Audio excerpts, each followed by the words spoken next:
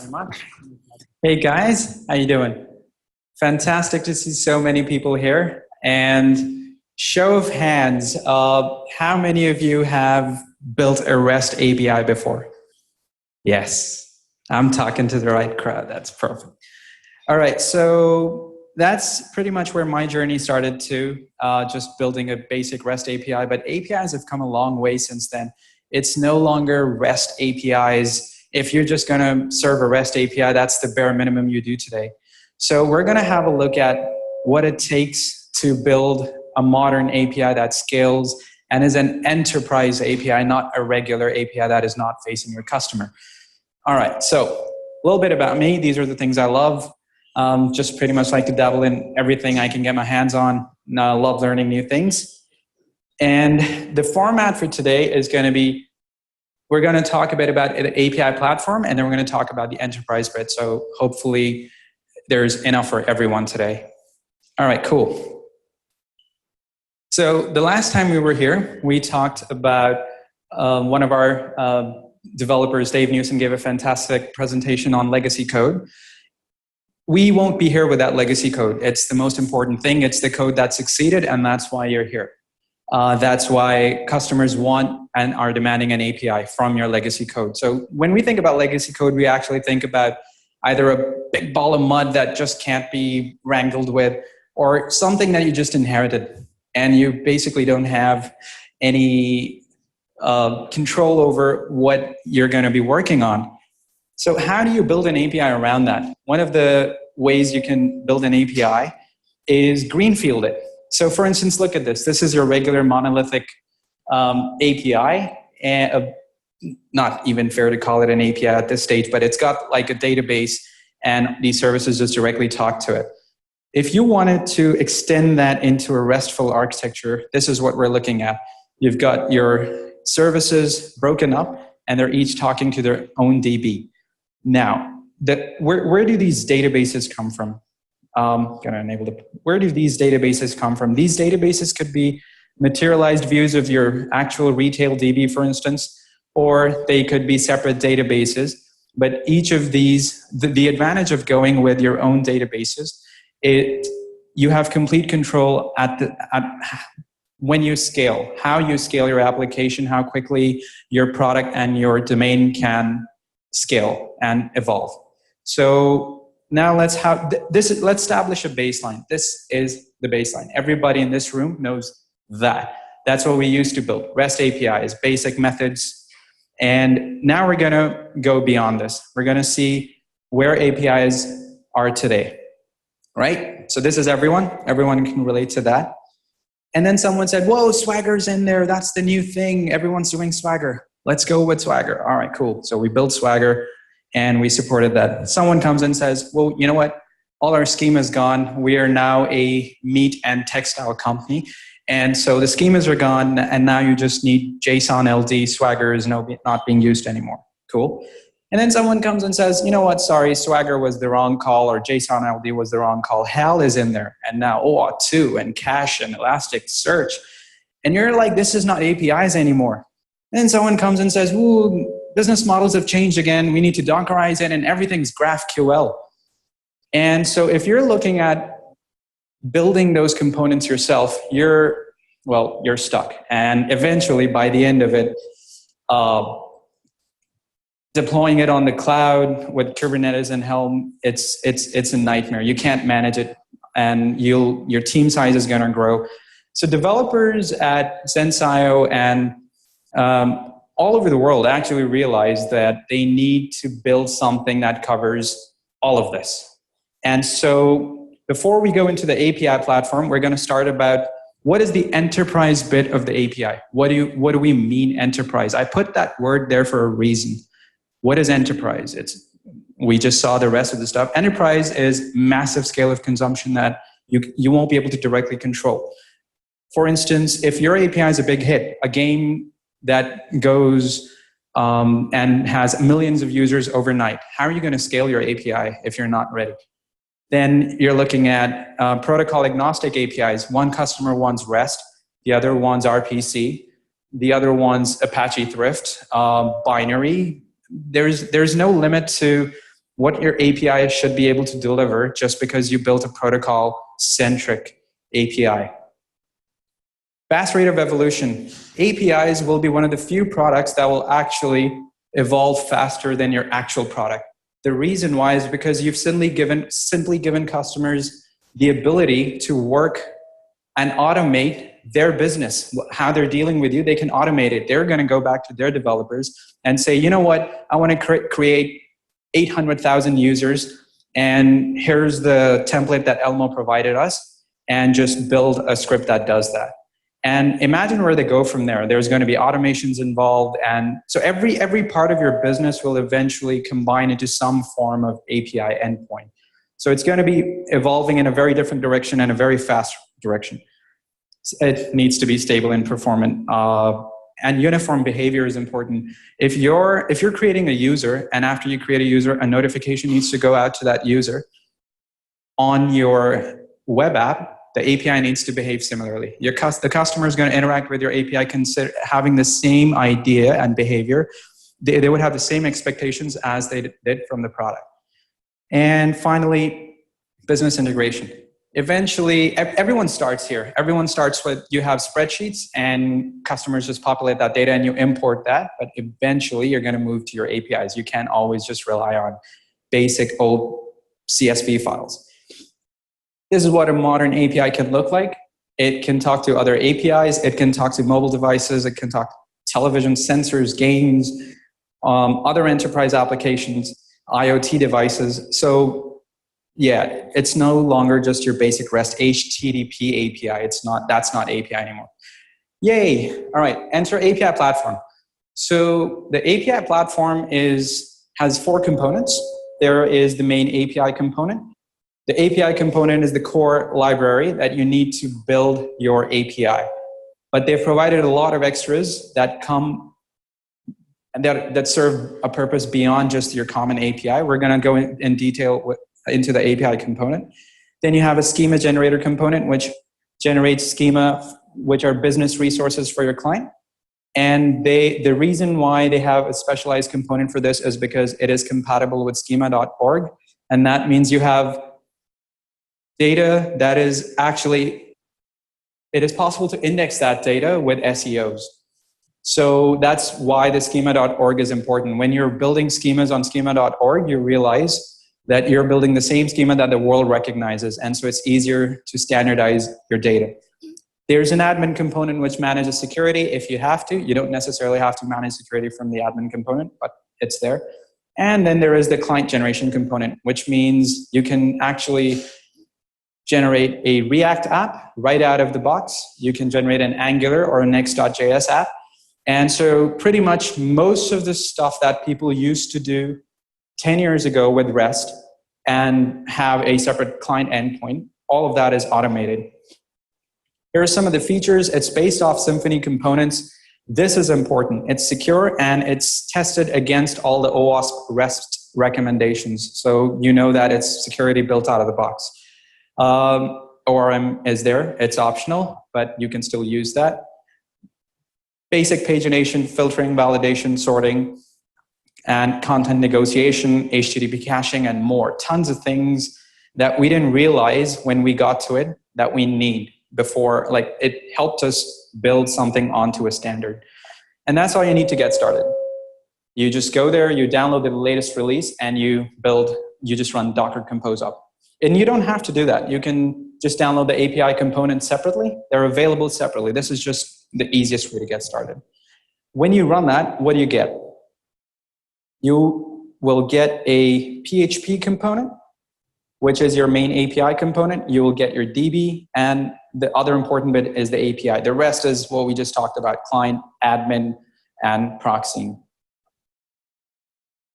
So if you're a Symfony developer, this is heaven for you because it's built on top of Symfony components. Everything is bundles, and it doesn't have to be, but they're available as bundles. So the API platform has a bridge component that provides a bridge with Symfony, and you're able to load that as an API bundle. But if you're not a Symfony developer, you can still go ahead and use that because it's a library, and it is not really dependent on Symfony. It uses Symfony components, but it's not really dependent.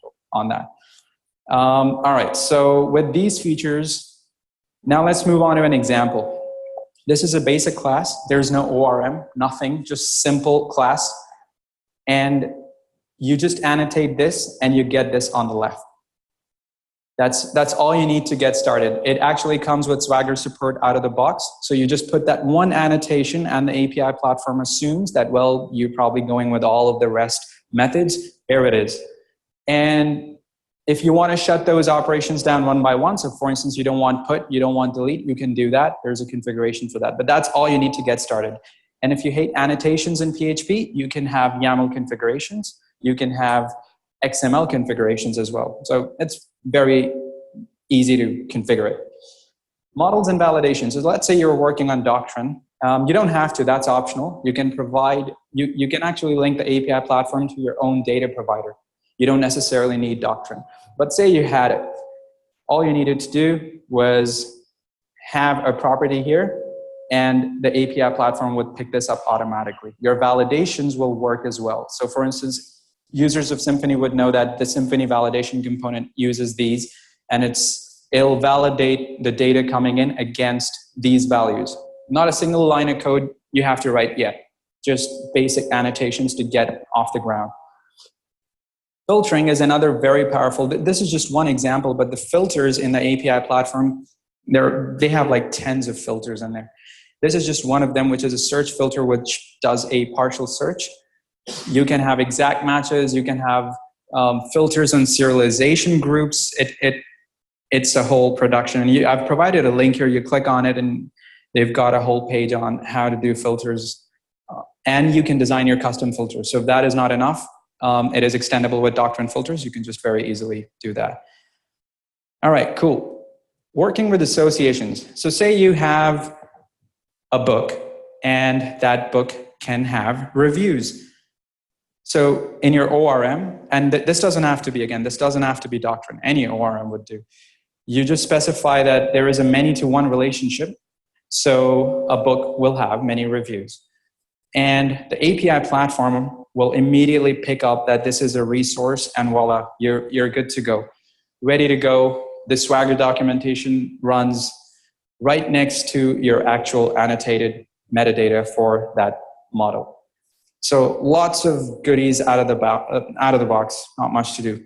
This is my favorite part. So the client comes, you implemented JSON, the client comes in and says, hey, we wanted Swagger or YAML or even CSV. Oh my God. GraphQL, JSON LD. You just enable it. That's it. You enable it and you're done. Your core business logic does not change. And all of these options are further configurable. Look at the last option. You could literally write your own format. You can come up with your own format, which GitHub sort of did. So it's JSON, but they came up with their own format for it. So you could write your own format and do things with it. All right, data transformers. What happens when all the stuff I showed you, you go home, you build your awesome API, and you'll realize it's tightly coupled with the front end actual API that the clients are going to use. The problem is when the clients come back to you and say, I don't want this field anymore, or please rename this field, or change the associations between books and reviews, you are stuck because when you change it in the database, it automatically reflects on the Swagger file.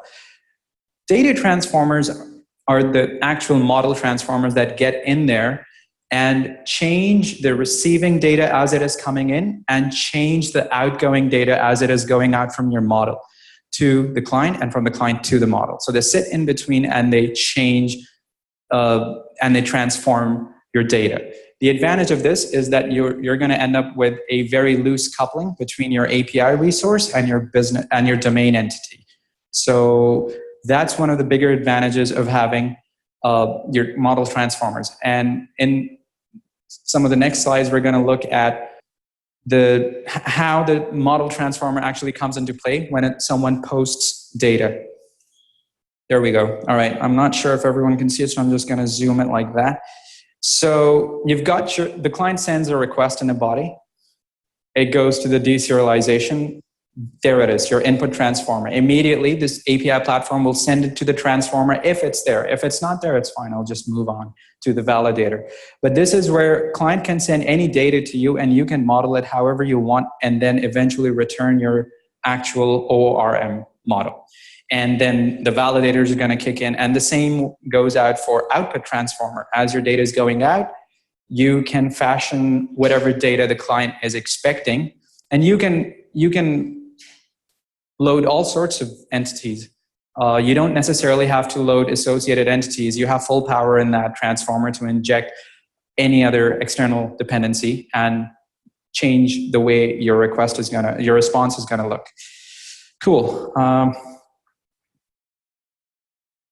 right, it's cloud native, so DevOps are gonna love it. With a few commands, if you go to that link, it has a few commands and you're automatically able to deploy it and ready to scale. So it's just coming out ready for 2019. Cool, I feel like we're going pretty well for time. I wasn't expecting that. Any questions so far, guys? Anything at all? Okay, we'll reserve whatever questions we have till the end. Cool, now we're gonna move towards the enterprise side of things. So now we know what was happening with the technology and the tools. Now let's talk philosophy. So one of the most important things when you're about to design your API is that not everything that is a back-end schema or a table belongs out there for the APIs, for the consumer's API. So you've got to go out fishing and you've got to realize what are the nouns that are important for your customer. And you've got to collect them all, Pokemon.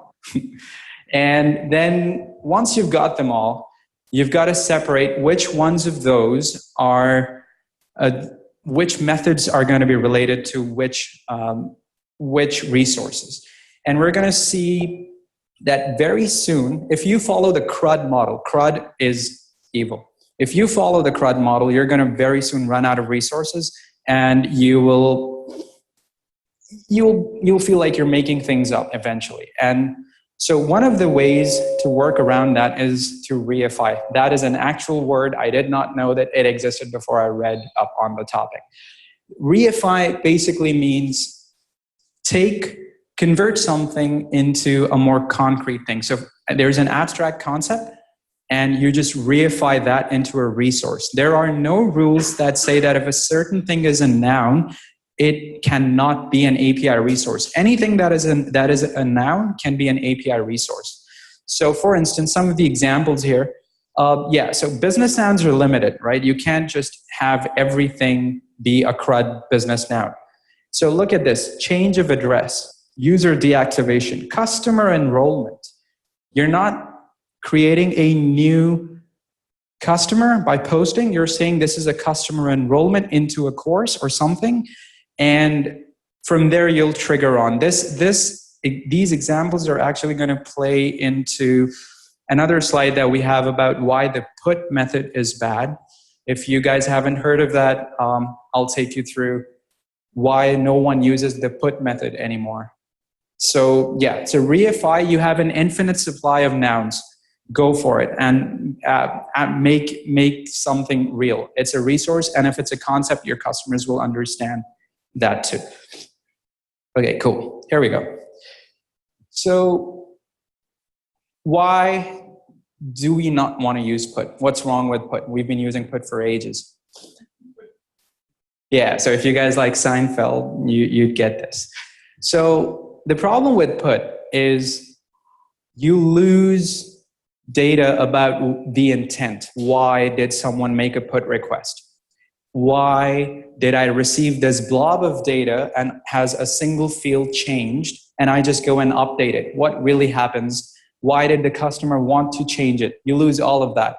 The other part is when a customer posts this blob of data, they're expecting certain things to occur when that field has changed. When that field changes, the customer, for instance, you change the customer's No, you activate a new customer. The second you activate a customer, the customer expects that he will get an email. Once he gets that email, he'll be able to go into the course. We'll tell him his account is ready.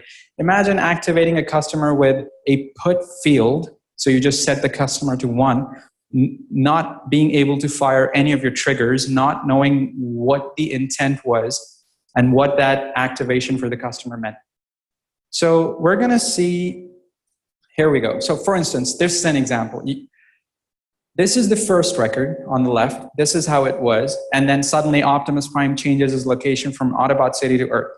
Now, there is no way for us when this blob of data comes in as to why Optimus wanted to visit Earth.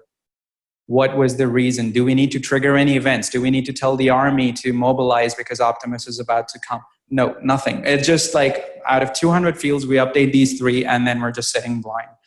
So there's no intent input. What you do is that.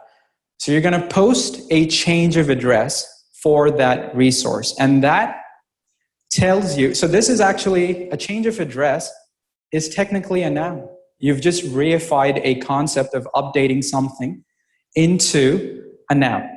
And when you post to that, you can have 20 events that are ready to go as soon as you change the address. And it's a lot easier for your customer to understand as well.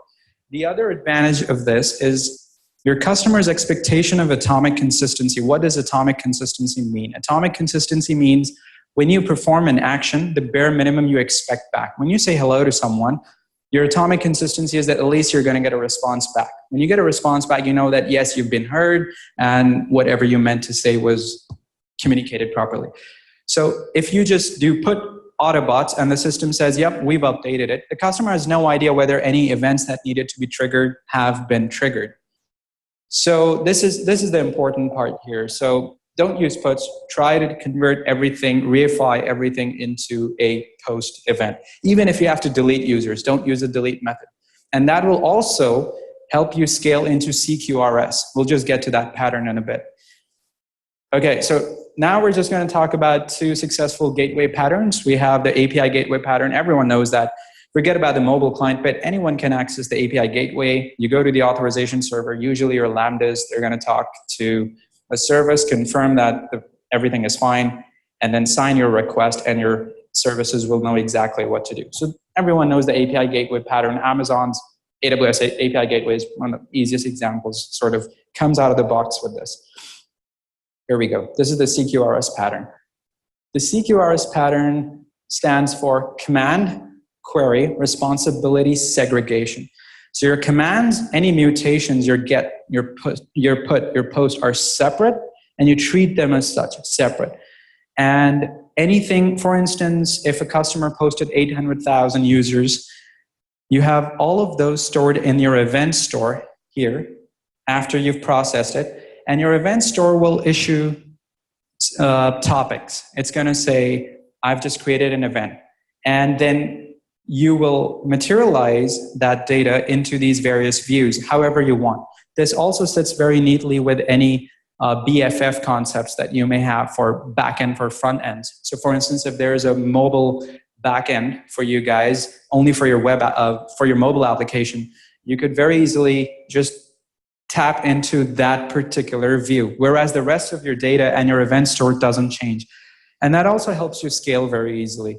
So you know just anything that is important and that has a mutation needs to be treated separately.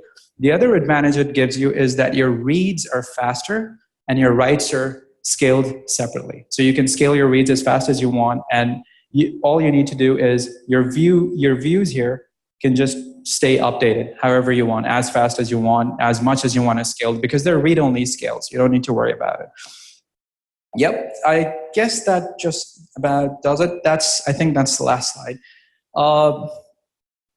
When you're making your resources, you have a choice to either make a fine-grained resource or a coarse-grained resource. A fine-grained resource is very minute and technical in detail. Everything about it is giving the customer tons of options, but customers don't want that. Customers are not tech-savvy. They're not really sure what they want.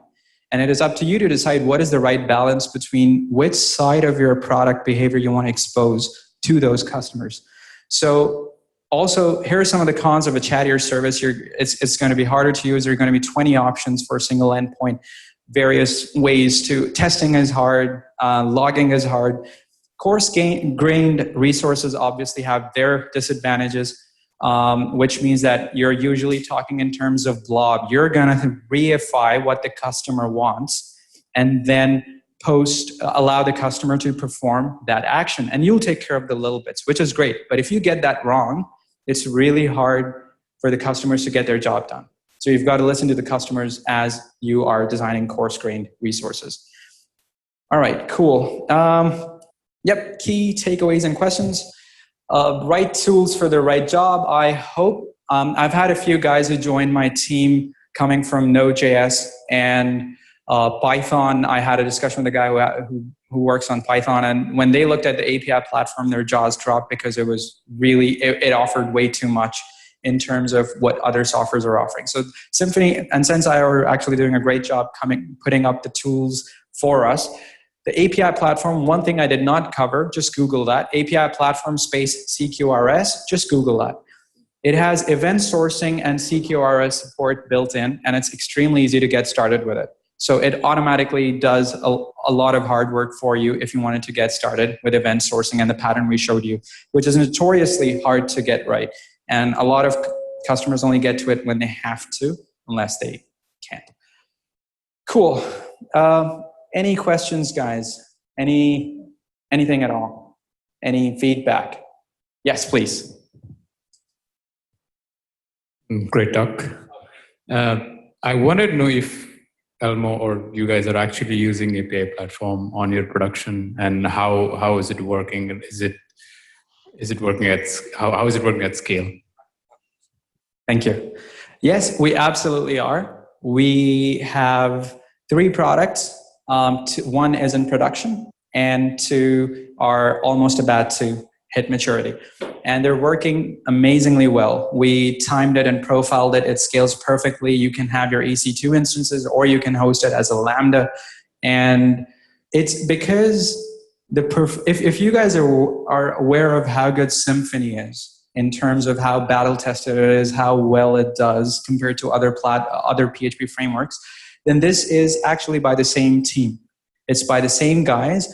There are tons of other features that I didn't have the time to cover, but you guys will be amazed at how well synced it is with the Symfony platform. So whatever Symfony offers, whatever Doctrine offers, whatever Symfony components offer you, you're expecting the same amount of performance. Cool, thank you. Does that clear your question? All right, cool, thank you. Yes, please. Just a curiosity, which version of Symfony is this? Because you talked about bundles, and there's no bundles anymore. Fantastic question. We built a bundle. The concept, Symfony 4 still has bundles. The idea is that you don't need bundles if you are building a single application that does one thing. The reason why we built bundles is because eventually our products are gonna use the components that we've designed, and it sort of sits as a middleware over any other resource and just enables it to be API compatible. But the version, this is PHP 7 plus Symfony 4 plus. So bundles are still there, but the use case of bundle has been taken away from you because a lot of people would think in bundles. Now you don't have to. The bundles only come to play if you feel like this is going to be distributed. Cool, thank you. Yes. Hello, just to ruffle the feathers a bit, I kind of don't agree with you on the Postimport. So to me, if you follow the RFC spec, Postimport are completely different. They have different purposes, they have different use cases, and there are very legitimate use cases for port. And I worked on many systems that have very legitimate use cases for port, especially in IoT, it's very common. So I feel like it's disingenuous to say that you should re-implement every post as a port, because as an API consumer, and you mentioned this case customer, so I think it's incorrect to look at the API consumer as a customer. Like, it doesn't matter whether they're a customer, a client, a device, whatever, they're an API consumer. Sometimes an API consumer needs to use a port because they want to make sure a resource exists. They don't really care if it exists already or not. They don't care about whatever business logic you're implementing. They don't care about your 20 events. As from an API consumer's point of view, sometimes they want to make sure a resource exists. That being said, like I agree. Mostly, I would use Post because it mostly makes sense. But there are legitimate use cases for Put. Completely agree with that. There are legitimate cases with Put. Let's escape the REST paradigm and the HTTP paradigm and think in terms of events. A client comes and tells you he uses Apache Thrift and he never worked with REST, doesn't work with that. That's one of the avenues that you have to consider. The other thing is when you're thinking in terms of Put, if the customer is using Put to see if a record's there, that's the first misuse. It should be a get. If the customer comes and says, I simply must use Put, then you can't change your philosophy of design because it's prevalent. The idea of using Post over Put actually comes from Martin Fowler. Guys, you must have heard that guy's name. Microservice guy, has tons of patterns. So his company ThoughtWorks. This is where that idea comes from. This link, I know it's a great, like the first time I read it, didn't make sense to me. And absolutely, if you're saying that all Put should be banned, I can go with that. Don't ban all Puts. There are use cases for Puts, but there are very little use cases that I found in my domain as we were working here. We realized that pretty much everything needs to be an atomic event. And sometimes it's an asynchronous event. Sometimes you're going to say, create a user for me, and when he is notified, let me know. So what we do is we return an event ID, and we're not going to return exactly the created resource right there and then, even though the resource may have been created. So the idea of Put versus Post comes from this article, the second one, and they take you through the advantage of how you can have a system where it's easier to do event sourcing because you've posted everything rather than just putting. So do you want to reply to that, please?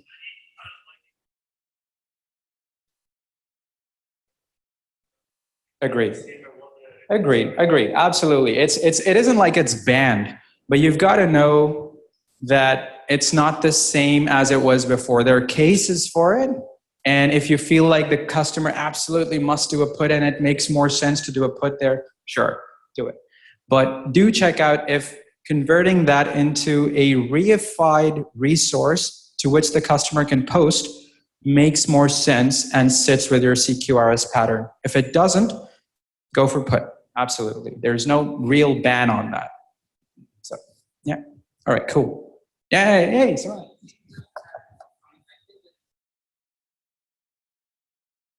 True. Consistency is critical. Like if half your developers are designing with Put and half are designing in Post, and the customer, that part about uniform behavior comes into play.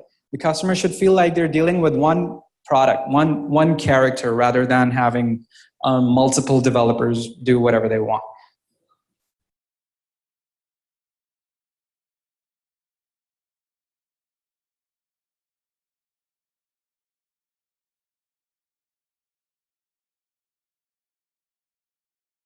Yeah.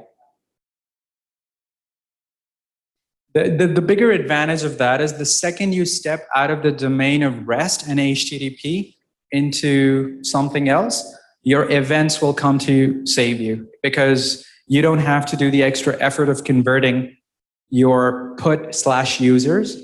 Instead, you had update address, change of address, or change of email, etc. And then you can trigger things to that. It's a lot easier to think of things in terms of events.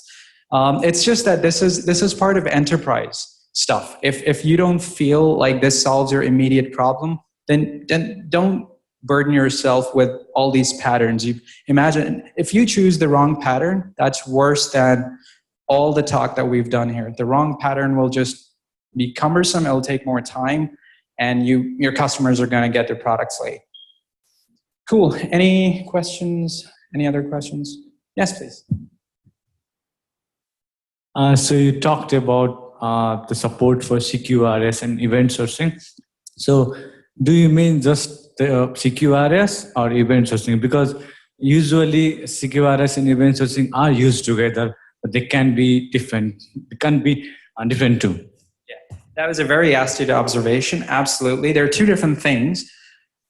The API platform uses the Symfony's messenger component to deliver the communication part of it, which is your event sourcing. But the CQR, it makes it easier for you to implement CQRS and event sourcing because it has these components built in. So for instance, if you wanted to enable CQRS and you use a Symfony's messenger bus component to fire off an event, you will immediately have any other system subscribe to it. So yeah, makes sense? Right, cool. Any questions, guys? 5, 4, 3, 2. All right, thank you very much, guys.